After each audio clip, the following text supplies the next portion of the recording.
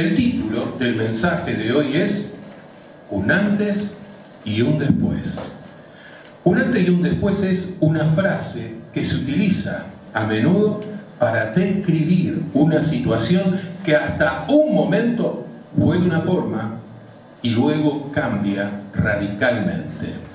La genuina relación con Dios, la búsqueda sincera de relacionarse con Él, la apertura a reconocerse pecador, pecadora y a recibir el perdón de Dios puede hacer un cambio radical en la vida de una persona.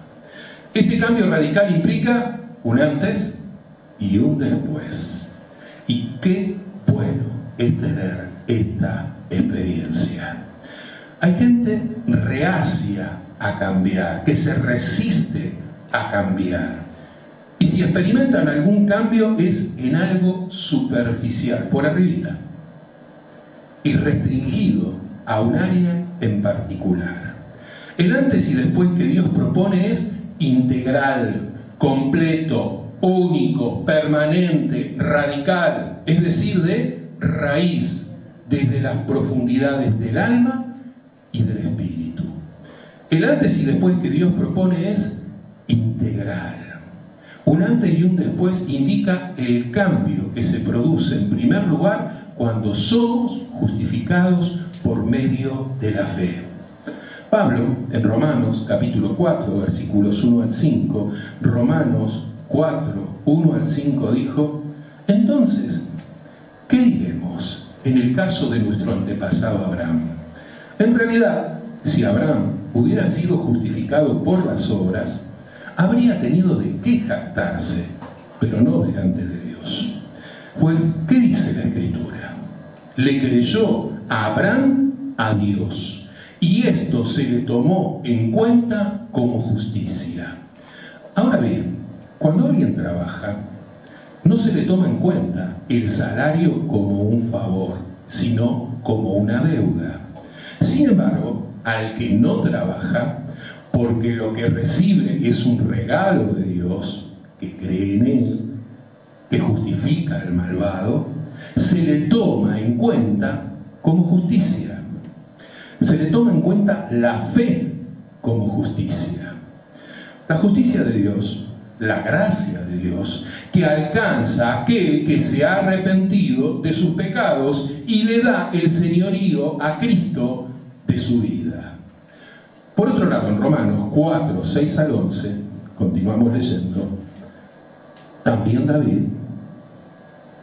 habla de lo bienaventurado que es el hombre, el varón, la mujer, a quien Dios atribuye justicia sin obras, diciendo: bienaventurados aquellos cuyas iniquidades, maldades, son perdonadas y cuyos pecados son cubiertos.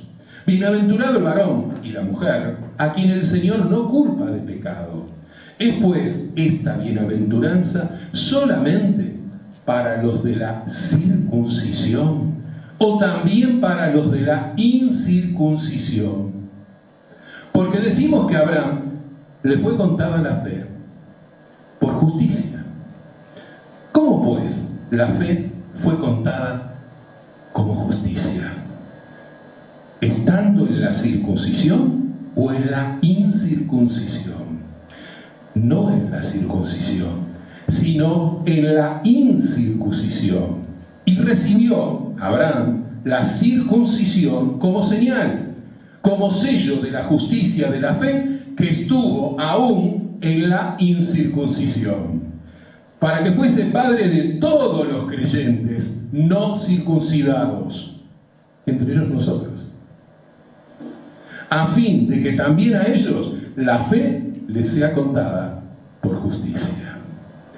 Y padre, Abraham fue de la circuncisión, no solamente para los que son de la circuncisión, sino que también de aquellos que siguen las pisadas de la fe, que tuvo nuestro padre Abraham antes de ser circuncidado. Queda claro que la justificación por la fe anterior de la circuncisión de Abraham es lo que marcó en su vida un antes y un después. Además, en Romanos 2, 28 al 29 dice: si pues el incircunciso guardare las ordenanzas de la ley, ¿no será tenida su incircuncisión como circuncisión? Y el que físicamente es incircunciso, pero guarda perfectamente la ley, te condenará a ti, que con la letra de la ley y con la circuncisión eres transgresor de la ley. ¿Cuánta sabiduría en Pablo? Amén. Para denunciar a aquellos que se quedaban en el acto ritual. La fe es mucho más que un acto ritual. Pablo mismo en Romanos 2, 28 al 29 lleva la circuncisión al plano de lo espiritual, indicando que la verdadera circuncisión es la entrega genuina a Dios por medio de la fe en Cristo como Señor y Salvador, quien limpia y purifica nuestras vidas, dando lugar al obrar del Espíritu Santo sobre nosotros. La salvación no es por obras, porque sería injusto y competitivo para algunos. Tampoco es solo para un grupo determinado o solo para un pueblo o nación determinada. Es para todo aquel que cree en Cristo y tiene, por tanto, vida eterna. Más allá de que su vida haya sido un desastre o le haya ido bien, en Romanos capítulo 3, versículo 23 dice: por cuanto todos pecaron, están destituidos de la gloria de Dios. Por eso Pablo enfatiza tanto que la justificación fue por la fe y no por la circuncisión. Porque si no, la salvación hubiera dependido de un ritual y de hacer buenas obras vacías de una fe genuina. Una vez, entrevistando a una señora, se espantó cuando le preguntamos si se consideraba pecador. ¿Quién? ¿Yo? ¿Pecadora? Entonces le hicimos las siguientes preguntas. ¿Usted nunca mintió? ¿Nunca tuvo malos pensamientos? ¿Nunca hizo algo indebido?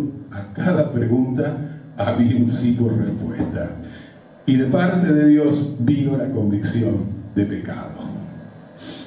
Y como esta señora, antes de darse cuenta de su verdadera situación frente a Dios, hay mucha gente que minimiza las situaciones en las que ofende a Dios y le desobedece.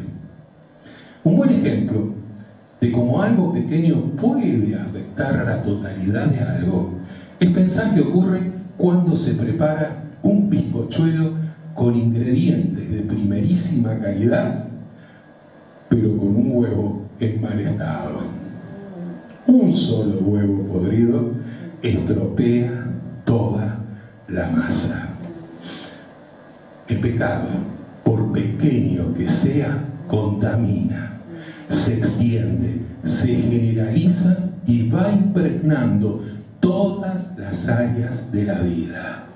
La fe es un regalo de Dios. El Espíritu Santo ayuda a dar lugar al arrepentimiento, a dar lugar a un cambio genuino de actitud a partir de la convicción de pecado. Cuando no hay convicción de pecado, las personas no cambian y viven justificándose. Jesús en Juan 16, 8 al 11, Juan 16, 8 al 11 dijo: y cuando Él venga, convencerá al mundo de pecado, de justicia y de juicio. El Espíritu Santo obra así, trayendo discernimiento a nuestras vidas, trayendo convicción de cuál es nuestra situación frente a Dios. Dios es el autor de la fe y su experiencia de fe depende de su entrega completa a Dios a través de Cristo por el poder del Espíritu Santo. Esta es la gran diferencia entre la religión y la fe genuina. Por esto decimos que no somos religiosos. tenemos una experiencia de fe, y una fe que procede de Dios. La religión, que viene de un verbo griego que es religar, es un esfuerzo del ser humano por alcanzar a Dios, el mero esfuerzo humano. El ser humano, por su propio esfuerzo, nunca va a alcanzar a relacionarse mejor con Dios.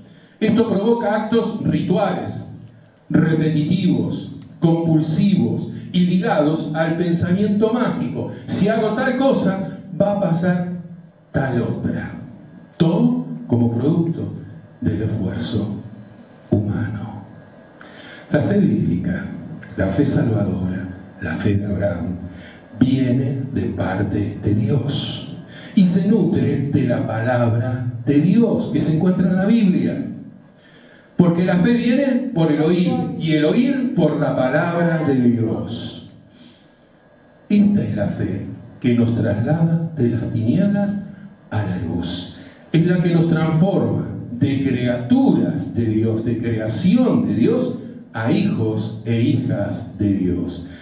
En Juan, en el Evangelio de Juan, capítulo 1, versículos 12 al 13, Juan 1, 12 al 13 dice: mas a todos los que le recibieron, a Jesús, a los que creen en su nombre, les dio potestad de ser hechos hijos e hijas de Dios, los cuales no son engendrados de sangre, ni de voluntad de carne, ni de voluntad de varón, sino de Dios.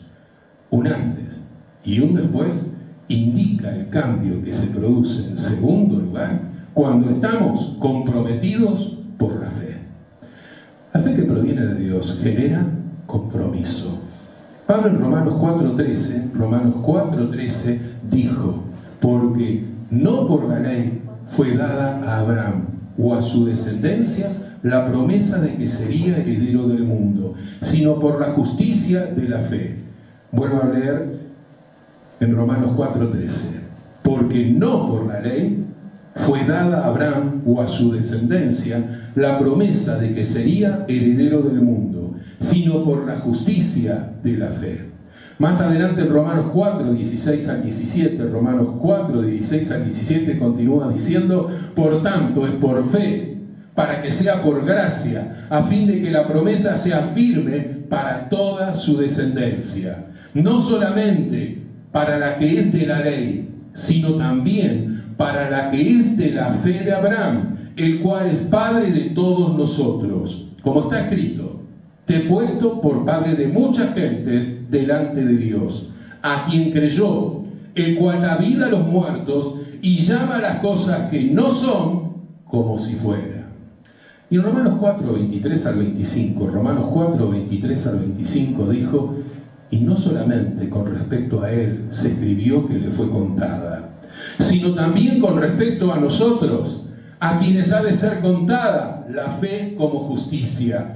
Esto es, a los que creemos en el que levantó de los muertos a Jesús, Señor nuestro, el cual fue entregado por nuestras transgresiones y resucitado para nuestra justificación.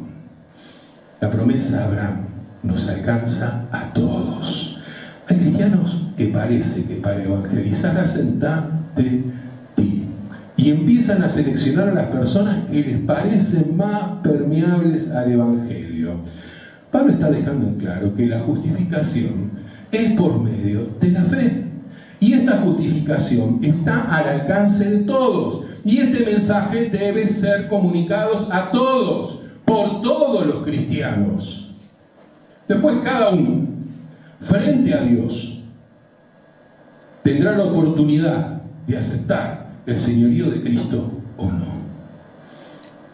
Pablo en Romanos 4:11 al 12 dijo: y recibió Abraham la circuncisión como señal, como sello de la justicia de la fe, que tuvo estando aún incircunciso, para que fuese padre de todos los creyentes no circuncidados, a fin de que también a ellos la fe les sea contada por justicia, y padre de la circuncisión para los que no solamente son de la circuncisión, sino que también siguen las pisadas de la fe que tuvo nuestro padre Abraham antes de ser circuncidado. El Evangelio, la buena noticia comunicada por Jesús, es el único generador de un antes y un después contundente y con alcance no solo en esta vida, sino en la eternidad. Pero el compromiso personal es necesario para que Dios obre cambios profundos en la vida de las personas. Debe haber un compromiso personal. Cada uno de nosotros frente a Dios debe expresar su fe. Tú eres el Cristo, el Hijo del Dios viviente. Por alguna razón, la tendencia infantil e inmadura de las personas la lleva a buscar más los beneficios que a asumir responsabilidades, enfatizando el pedir sobre el dar. Si queremos las promesas de Dios, también debemos amar y hacer lo que Él nos pide. Tenemos responsabilidades frente a Dios. Dios quiere bendecirnos, pero es importante que seamos obedientes a sus indicaciones, a sus ordenanzas. La justificación por la fe tiene un propósito. No es para florearse con los demás, porque soy hijo de, haciendo alarde de la espiritualidad. La justificación por medio de la fe es para comprometernos en obediencia a Dios. El mensaje que Dios comunica a través de las Escrituras, de la Biblia, es claro. Hay una tarea por realizar que no permite distracciones. La tarea que tenemos por delante es la gran comisión. Jesús en Mateo 28, 18 al 28, Mateo 28, 18 al 20, dijo: toda potestad me es dada en el cielo y en la tierra. Por tanto, vayan y hagan discípulos a todas las naciones, bautizándolos en el nombre del Padre, del Hijo y del Espíritu Santo, enseñándoles que guarden todas las cosas que les he mandado, y aquí yo estoy con ustedes todos los días hasta el fin del mundo. Amén. La gran comisión no fue dada solo a los discípulos en aquel momento. Nos alcanza hoy a nosotros también como discípulos, como discípulas de Cristo. El respaldo es Dios mismo. Él tiene potestad sobre todas las cosas y por tanto nos envía a ser discípulos y discípulas y que les enseñemos a obedecer. Ahora, para enseñar a obedecer no basta con animar, sino que se enseña con el ejemplo de vida. Nuestro ejemplo va siempre por delante y Dios lo usa. A obedecer se enseña obedeciendo. Un antes y un después indica el cambio que se produce, en tercer lugar, cuando somos alentados por la fe. Pablo en Romanos 4, 17 al 22, dijo: como está escrito, te he puesto a Abraham por padre de muchas gentes delante de Dios, a quien creyó, el cual da vida a los muertos y llama las cosas que no son como si fueran. Él creyó en esperanza contra esperanza, para llegar a ser padre de muchas gentes, conforme a lo que se le había dicho: así será tu descendencia. Y no se debilitó la fe al considerar su cuerpo, que estaba ya como muerto, siendo de casi 100 años, o la esterilidad de la matriz de Sara.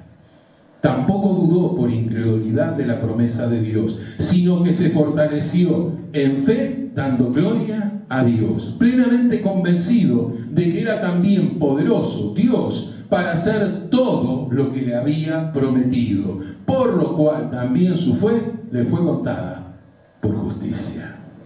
La justificación por la fe genera compromiso, y el compromiso se sostiene a través de la esperanza.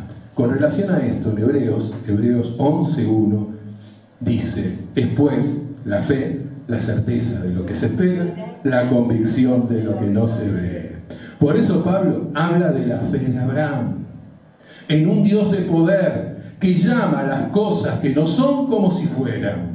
Porque antes que lo veamos físicamente, lo podemos ver con los ojos de la fe. Porque por fe andamos, no por vista en términos físicos. El compromiso con Dios se puede llevar adelante alentados por la fe y la esperanza. Porque en la fe hay certeza acerca del obrar de Dios y hay convicción de que sucederá lo que todavía no vemos en términos físicos. Es interesante la expresión que utiliza Pablo con respecto a Abraham, quien creyó en esperanza contra esperanza para llegar a ser padre de muchas gentes. En esta tarea que Dios ha encomendado a sus hijos y a sus hijas, en la tarea de evangelizar, de discipular, bautizar y enseñar a obedecer, se hace imprescindible que la fe sea esperanza contra esperanza. Es decir, contra los peores pronósticos. Dios lo prometió y Él es fiel. Esperanza contra esperanza significa cuando peor están las cosas, cuanto más difíciles se ponen, cuanto más al límite estamos, cuanto más aumenta el riesgo. Dios lo prometió y Él es fiel. Amén. Amén. Si Abraham miraba sus circunstancias, las posibilidades, humanamente hablando, eran nulas. Él tenía casi 100 años y Sara era estéril. Si miramos nuestras circunstancias, es probable que en muchas cosas veamos los caminos cerrados y a veces no vemos ni el camino. Pero dos actitudes categóricas tuvo Abraham y Pablo las actualiza para que las tomemos. Primero, no se debilitó su fe al ver la limitación de las circunstancias. Segundo, no dudó por incredulidad de la promesa de Dios. Abraham desechó, descartó el que su fe se debilite y descartó la duda. Se afirmó fortalecido en su fe, glorificando a Dios plenamente convencido de que Dios era poderoso para hacer lo que había prometido. En síntesis, un antes y un después indica el cambio que se produce cuando somos justificados por la fe, cuando estamos comprometidos con Dios por la fe puesta en Él, y cuando somos alentados por la fe que produce Dios en nuestras vidas. Amén. Oremos. Señor, gracias por tu palabra. Gracias, Padre, porque tú hiciste posible un antes y un después en nuestras propias vidas. Gracias, Padre, porque por medio de la fe, tu Padre has obrado con poder a través de tu Santo Espíritu sobre cada uno de nosotros. Gracias, Padre, por ese obrar poderoso. Gracias por esa misericordia, por esa gracia que alcanza nuestras vidas. Gracias porque podemos ser justificados por medio de la fe, no por obras para que nadie se gloríe. Mas, Padre, tú nos creaste para buenas obras, para que anduviésemos en ellas. Gracias, Padre, porque podemos afirmarnos en la relación contigo cada día y podemos experimentar como tu Santo Espíritu nos guía a toda verdad. Ayúdanos a dar testimonio de nuestra fe para que otros también te conozcan y tengan la oportunidad de recibirte como Señor y Salvador. Ayúdanos a hacer a un lado las dudas. Ayúdanos a sembrar como el sembrador, Padre. No buscando nosotros cuál es el mejor terreno o no. Padre, danos la capacidad de sembrar en todo aquel que tengamos oportunidad, confiando que tu palabra no retorna a ti vacía y que cada cual tenga la oportunidad de darle el señorío a Cristo. Bendito seas tú, Padre, por esta experiencia preciosa que podemos tener cada uno de nosotros, de un antes de conocerte y un después, con cambios radicales, a partir del arrepentimiento y una entrega genuina a ti. En Cristo Jesús oramos. Amén y amén, Señor.